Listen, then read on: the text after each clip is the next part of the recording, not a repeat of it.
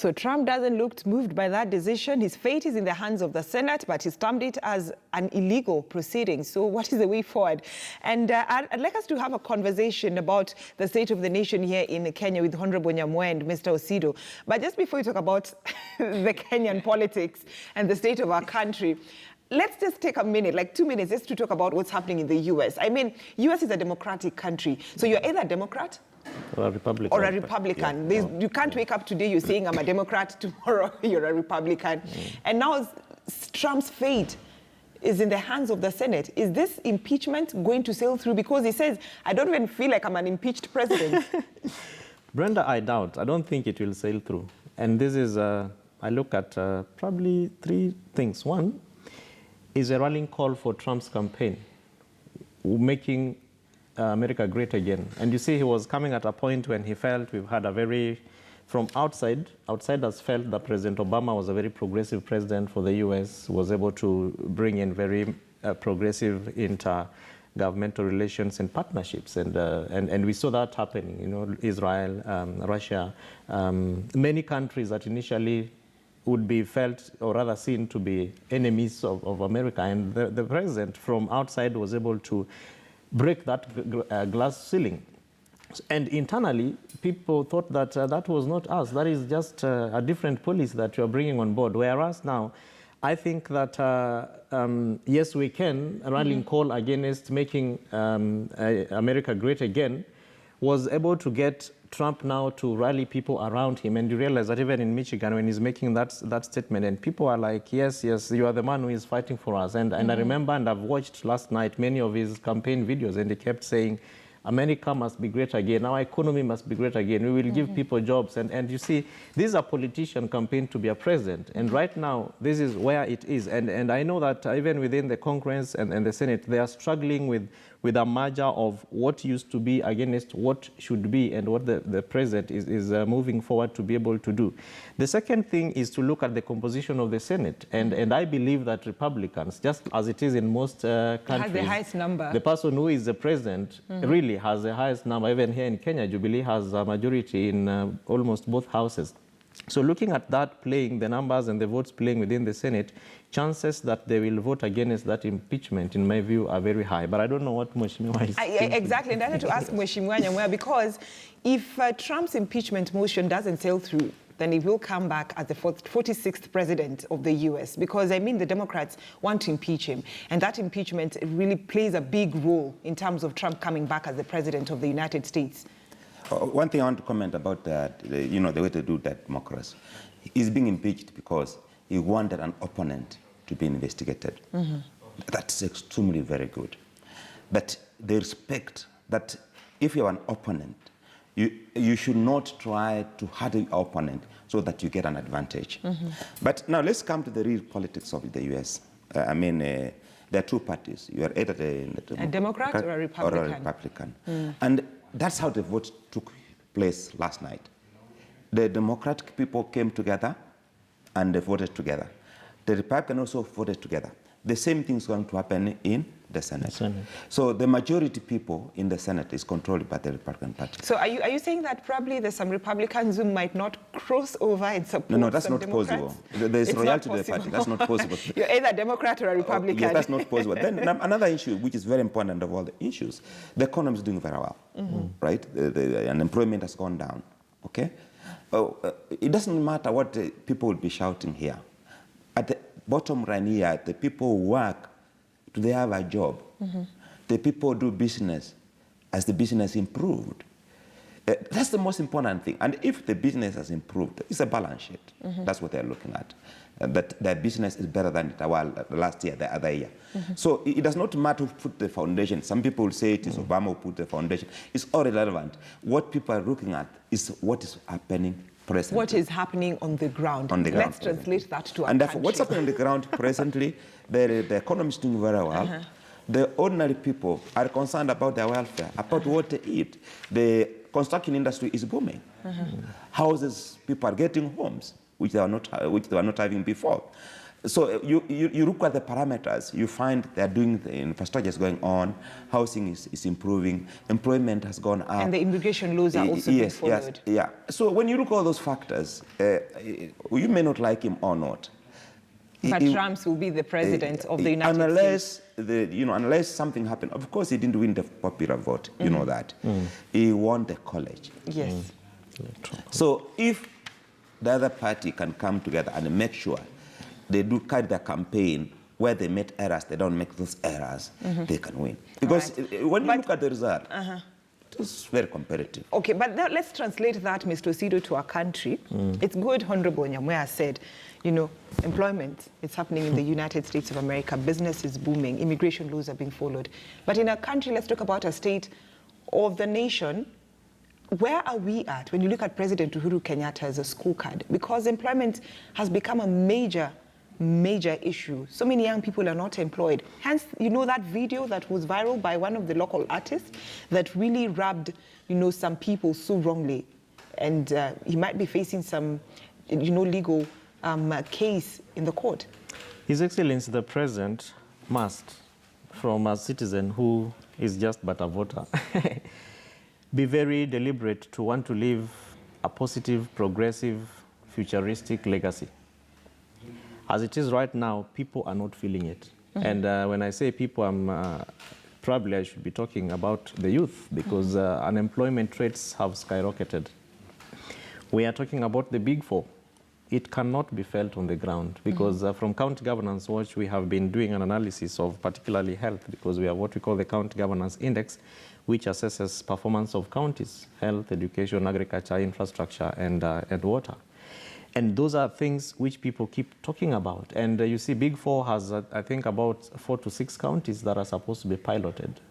Universal health care coverage is not, people cannot feel it. And that is because there are many things that make it not work, from policy interventions to budgeting issues to human resource, among several others, which is why His Excellency the President, for the remaining time, needs to think through how to make people feel his presidency after he leaves. Number two, a few months ago, there is a research which was done by some institutions, and they were looking at the growth rates. And one of the things that I thought was erroneous in my view was that the cost of doing business, rather the environment, has very highly improved. But when Kenyans were asked whether they feel that economy has grown, they said, how can it grow when we do not have money in our pockets? And in Kenya, we know what it means to have money in your pocket. It means that you need to find a place where you can be able to positively spend your energies, and either you are paid or you are making money. That is not happening. And from very many sectors, from boda industry to look at the number of companies that have been closed down in this country, including where we are at right now, which is the media sector. Our media has sent away more than 80 journalists. Those are people whose productivity really is related to other people's lives, because it therefore means that you cannot be able to provide food for your children, you can't take them to school, you probably cannot pay rent, and the landlord will be asking you for money every single day. So that is not translating. As much as we expect that the economy is growing, the government is supposed to be rubbing this very strong, active, and convincing narrative around what it is doing. Presidential Delivery Unit, I am happy about what they are doing to be able to have a monitoring unit that is supposed to monitor government interventions. But we have seen a lot of investment in mega projects, SGR, which is being launched every single day, lots of discussions in the education sector. Quite aloof, very high level. Unfortunately, on the ground, people are not feeling vitu bado ni different. Vitu bado ni different to our ground. And Honorable Nyamwea, vitu bado ni different to our ground for the youth. And the president, I'd like to just pick it from where Mr. Sidat left when he said that people need to feel the impact of the president, the positive impact of the president once he leaves the presidency in 2022. But then how can the youth feel the impact of President Uhuru Kenyatta, yet people feel, and especially the young people, that he talks a lot in terms of caring for the youth, but practically it's not being done. When employment opportunities come, it's the old people who are being appointed. Okay, there's a bigger, I want to look this on a bigger picture, an employment issue in this country. Number one, it's not the president alone who can reduce unemployment. It's all of us. Our attitude, our thinking as a nation. But the most important thing is we have got pending bills. You know, we are talking about pending bills. Mm-hmm. These are resources which have been tied in the county government. Millions and millions of shillings has not been paid by governors. Now, the president or the government's coming in to say, can you please pay? Because if you unlock that money, if you pay the suppliers will do other activities, they will buy other goods, they will continue trading. So the first thing here is that there's been a spending free without matching revenue. Mm-hmm. And therefore, you find that in any local area, if people are paid, all the counties, if they are current, they're paying their bills in time, mm-hmm. you will see economic activities taking place. But then, Honorable Nyambwa, my question is, how can the youth feel the impact, the positive impact of the president, not only when it comes to employment? Yes, I know we have the youth fund, yes. where young people can borrow money, start their own business, and refund that money. Yes. But the reality on the ground is that even accessing that money, it's not been an easy process. So it goes back to my question, how can the young people, the young generation, actually feel the positive impact of the president the day he leaves the presidency in 2022? You know, he has come up with the major projects. The major projects which he has started needs funding. I mean, it's really a very difficult challenge. You know, what I'm saying here is, we are talking about attitude, the education attitude, which people have gone through school, and the type of employment we expect to get. It is something which has taken 20 years to build where we are. Because people must change attitude. I mean, we must change what can we do as a nation, all of us. But if we want to say today that His Excellency the President has to do everything, yes, he leads. He's the President of the country. He's accountable to all of us, all right? He can't escape it. He leads. And he has come up with policies which he needs to implement. He cannot escape from those ones. But at the same time, we cannot sit down. Okay, there's this issue of appointing people who are old. All right? That's the point most people are talking about, that people who are old should not be given jobs. That's a small percentage. It is not even 0.01%. Or public sector jobs, right? That's not where the jobs are. The jobs are in the private sector. Is the private sector enabled to work? The answer is no. Why? The PAP debt has increased. You know, like now, if you talk to contractors, they are not paying their money. They do the roads, they are not paid. They build houses, they are not paid. Now, that's where the problem is. Because that money is not rotating. The wheel of work is not rotating. People, county government are not paying. They are pending bills. These are resources which are tied down. Okay? And I need, even the Central Bank of Kenya needs to push everybody. Because there's a challenge we are having in the economy. You know, when people saying that there is no money, if you just check keenly, that we're pending bills in all sectors of the economy. In the national government, they've got huge pending bills which they're not cleared. And if they clear this, the money would go down on the ground. All right. So Mr. Osido, yes. Let's talk about the state of our economy, as a nation. We've been borrowing too much. Reason being, as a nation, we cannot even raise the revenue to fund our own budget. That's why you're borrowing left, right, and center. And there's some economic, pundits and political pundits who've said that we've exceeded, our borrowing capacity. Yeah. And even Parliament was supposed to put a ceiling on that. And now it's a wake-up call also for KRA. Now they're going after tax evaders. Every day you open the newspaper, you see tax evaders. And the most surprising thing is of a former Treasury employee, 38-year-old, who's earning 16,000 shillings, made over 300 million, and has not paid a tax. You say that, and you remind me of Mheshimiwa Moses' video, when he said that we have been lying to Kenyans, we have been playing with the numbers. And today, no one has summoned Mheshimiwa to go and interrogate and find out exactly what is this that you are talking about. You are a member of the budget committee of the National Assembly that passes these budgets. Even the chair of that particular committee, Mheshimiwa Kimani Ichung'wah, has said nothing about that particular video.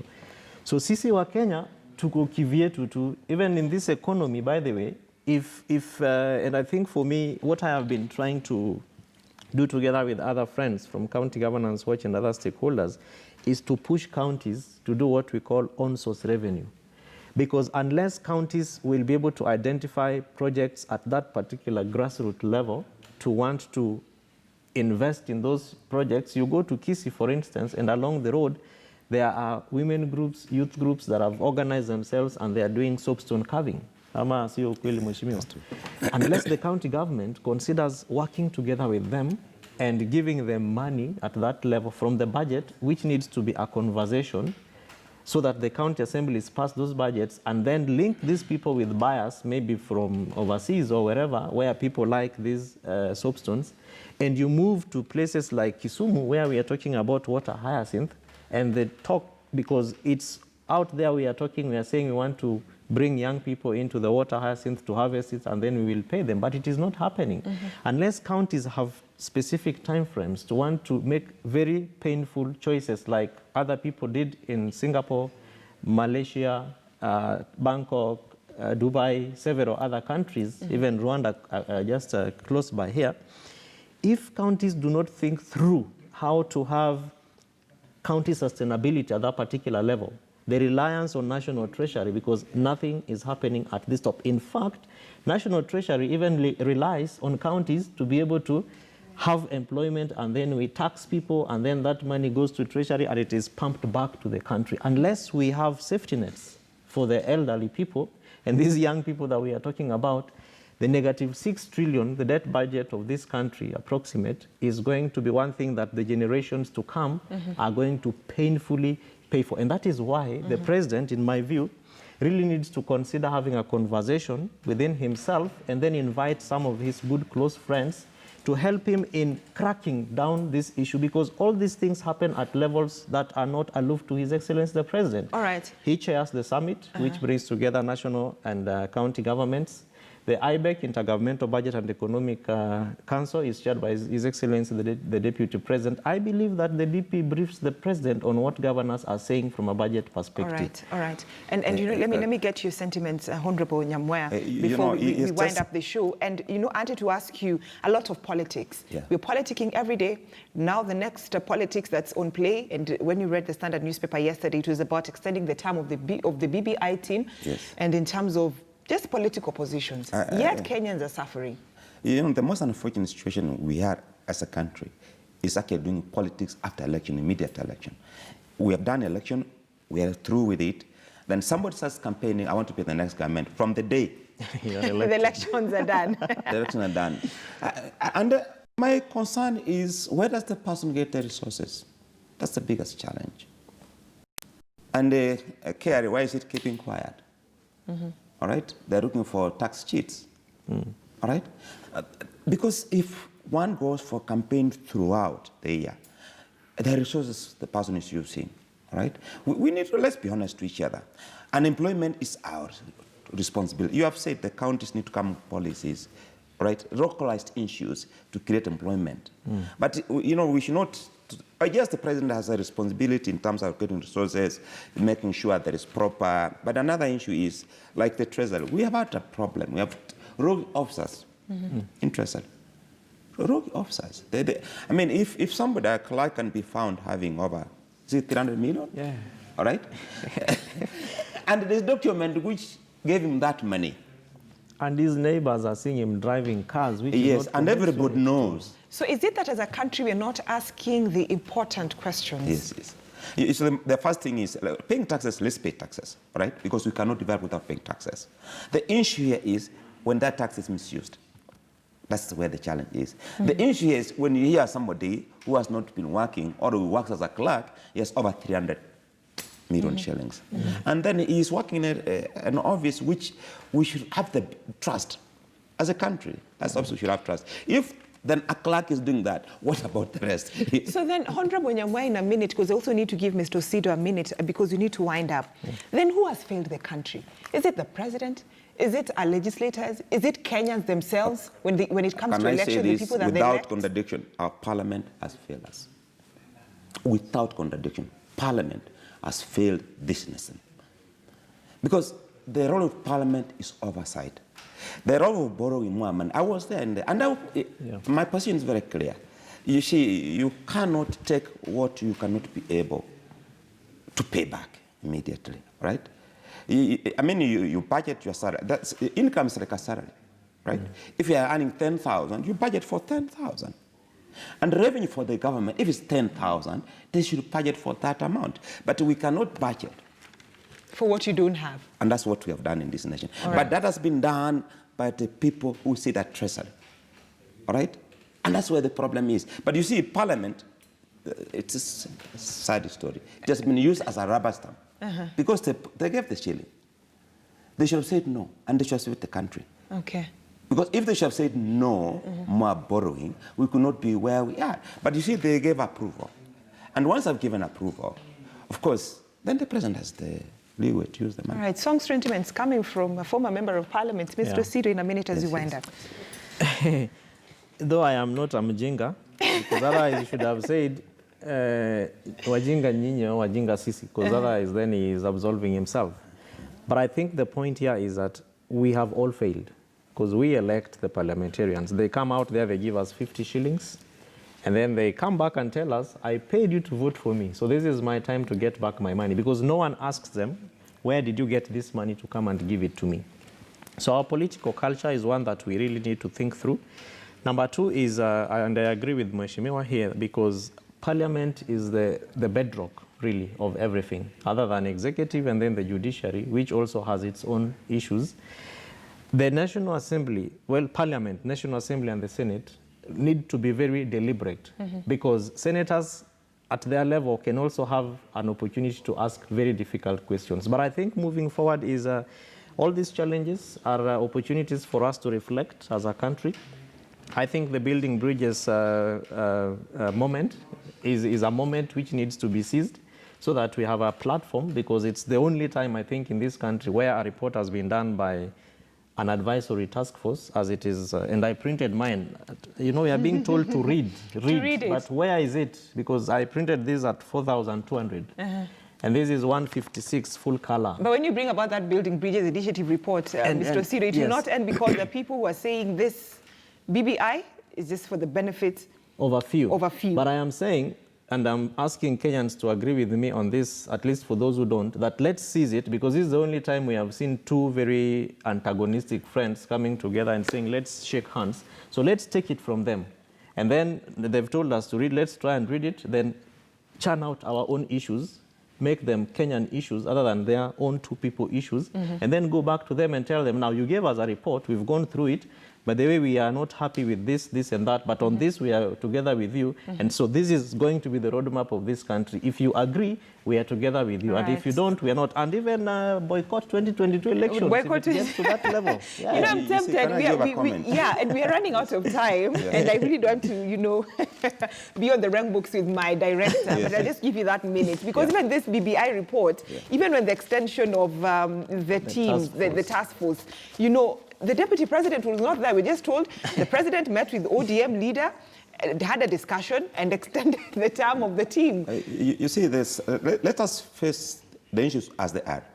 The president is the president of this republic is Uhuru Kenyatta.